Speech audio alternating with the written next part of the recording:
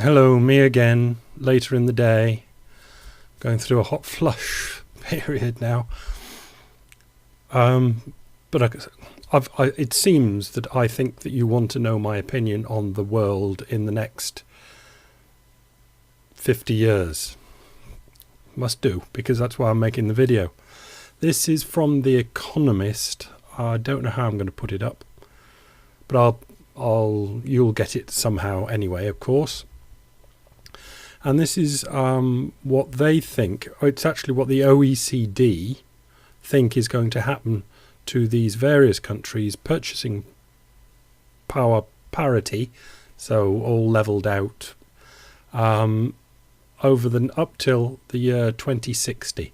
The blue or the dark blue bars are now, and the lighter blue bars are 2060. As a percentage of the United States constant 2005 PPP. So we won't worry about that. So if we find, is the US in there? No. So everyone's behind the US. So the US would be at 100 in 2005, and strange they're not in there, but they'll be presumably. The United States is incredibly rich. There's another one I could even find and put that up now as well. I'll go through these and then I might put another one up, or I might not, because I might go on about these a bit. So if we can start at the bottom, Canada is going to improve a little. Its purchasing power parity, not getting up to the United States, but not far behind, in 2060. Improvement. Presumably they think the energy that they're going to get out of the ground there is going to make everybody rich. And if I was going to bet on any country, I think I would bet on Canada. But all this is just hunches, by the way. It's mystical hunches. And hopefully you'll have hunches as well and be able to comment. But as long as we understand that it can only ever be hunches, vague ideas, based on nothing concrete. Because there's only one thing that we can guarantee about this projection from the OECD. It's going to be fantastically wrong. Yeah? Do we agree that? Can we agree that? I would think that if we could agree on anything, we'd agree on that. If you go back 60 years and ask who was going to be what, it'd be better if you went back 80 years, but it'd be incredible to show how many countries just haven't made it, and some that nobody would think of making it have made it. Anyway, Canada I would bet on, because they've got what it takes. It's a civilized sort of place, which America isn't. It's just civilized, where America isn't. I think it should, and it has got the oil, which is going to become more and more important, and it's got, I think it's a small enough population that it should be able to, and they're grounded enough that they're going to do sensible things with it. Anyway, okay. Germany, it says no improvement. I can't see how they won't fall back, because it's got a really aging population, Germany. And unless something strange happens, what you'd have to have there is the Turkish people or the Eastern Europeans that are going to go in and take care of the now getting very elderly Germans, or soon to be getting very elderly Germans, stay there and become Germans, and they develop something new. But the Germany, besides its aging problem, which is a really bad problem for Germany, is part of my big question mark, is the big Europe question mark, which I'll come back to many times on this, because many are European. I just don't know what's going to happen. Britain is part of the Europe question mark. It is very, very hard not to think that if Britain falls back, all the other Europeans will be falling back. And if Britain's going forward, all the rest of the Europeans will be going forward. But how in Hades are all the European countries going to go forward and be materially richer, more buying power than they have now. I just don't see how they can do it. But just because I can't see it doesn't mean it won't happen. I couldn't, Apple iPhones, nobody knew about in 1950. You just don't know these things. Japan, they say, is going to get richer. But again, with that aging population, it seems very unlikely. Some miracle's got to happen because you've got a shrinking population. You could say, well, the shrinking population, what all that would mean, that means for Japan will be materially richer in 2060, is they've got over the money problem. Now, I think there is a chance that the world will get over the money problem, but it's going to be one hell of a speed bump to get over the money problem. When we hit the money problem, accept it as a money problem, and that's the only thing that must happen before we get over the money problem. Accepting it as a money problem, that is going to be one hell of a big affair. So somewhere between now and 2060, there would have to be one hell of a big affair, the getting over the money problem, for Japan to be in an improved state. Otherwise, it just can't be. France is part of the money problem. Hopefully I'll do a video tomorrow showing that France has just always improved itself by, if in doubt, just pay people more. And that seems to have worked for basically 40 years, miraculously. And I think it might start stopping now because they're starting to stop doing it. Spain, again, it's got nothing much going for it, Spain. There's no reason it should be materially richer. It says it's going to be slightly poorer, but there's a good chance it'll be incredibly poorer unless it develops something new. We won't be just living in a time where Europeans do this and that and some go on holiday to Spain. You can guarantee that won't be happening in 2060. There'll be more things going down than what goes on now. South Korea, they say it's going to be quite a bit richer. Well, a good finger richer. No, South Korea is running into dreadful problems at the moment. It might, but it's going to go through an awful big downward loop first, and it's going to hit it very soon, South Korea.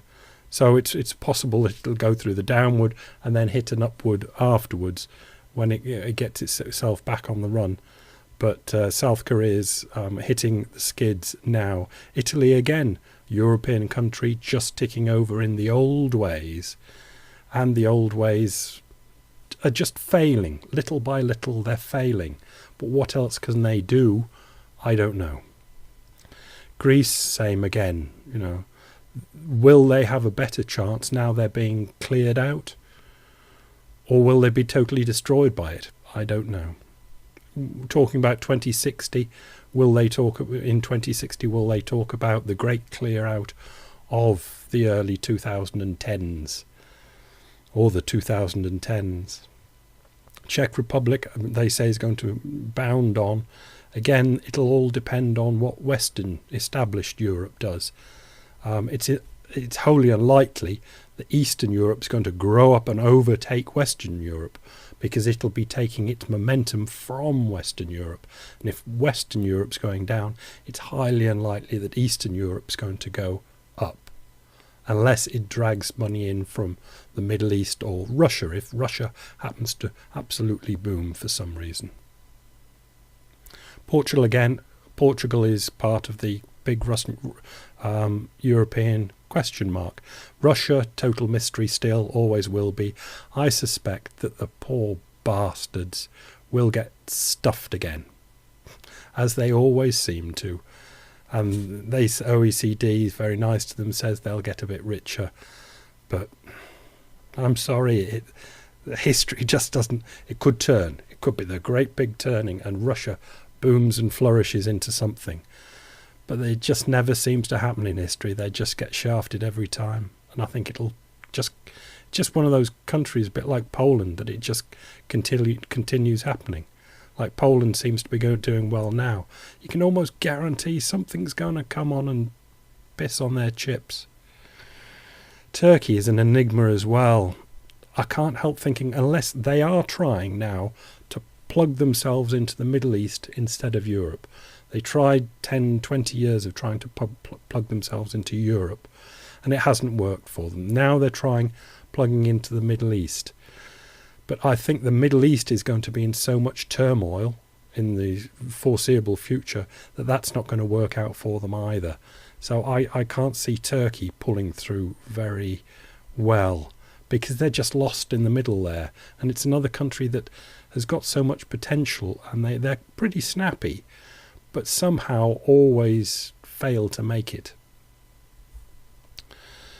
Mexico obviously just depends on the United States. If the United States continues to be dominant, Mexico will get the crumbs that fall off the table.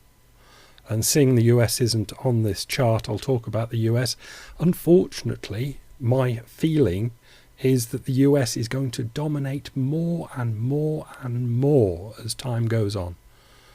This isn't going to be now the century of the Chinese century. This is going to be could be the end of the American century, but it will be the century from, say, 1950 to 2050. They will get more and more and more dominant. So Mexico will do well from that. Brazil is another country that should, with everything it's got, do very, very well, but never seems to manage it. And I'm sorry, Brazil, I know I've got friends there, and they might be listening. I don't think they're going to make it this time either. South Africa is going to fail and fail and fail. It's going to fail very soon. It'll get going again, and then it'll fail again. China and India, the last two. I'll deal with India and then come back to China. India's going to fail, and it's failing now. And it's going to continue to fail. Just because it's got a huge population and you've got globalization and market forces and stuff like that doesn't mean that you multiply something by 1 billion and get a big number. India hasn't got what it takes. Has China. Now, the problem for me in here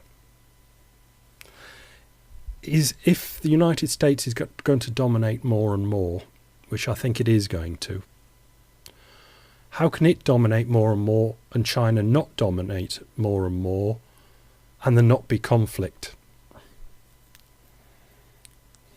And I think therein lies the problem, because I think China is going to do that. China could well boom as well.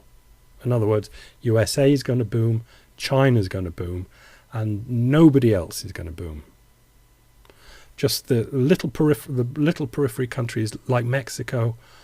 Who else around China? China doesn't need anybody else. And nobody else. Will it lead to conflict? There could be proxy wars all over the place all the time. Diplomatic wars, financial wars, actual fighting wars.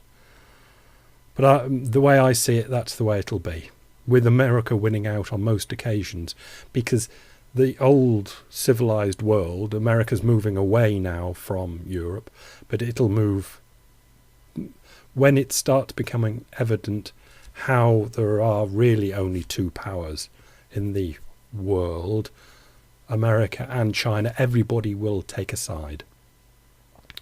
And so Europe will go over to America because it won't go to China. That gives preponderance there. South America might go to China. Russia, there's your problem. I think they'll try and do it themselves and screw up again. And everything will be down the middle. The Middle East is just going to be tugged apart. And that's where the fighting is going to be, or the problem areas. Africa is going to get left out again, and India is going to go nowhere. So, for some reason, I thought you'd want to know what I thought of all that. And now, for some reason, I want to know what you think of all that. So I won't do the other one that I'm thinking of. I'll introduce that next week. So have a go at those and see what you think. So what are your feelings on it? Bye.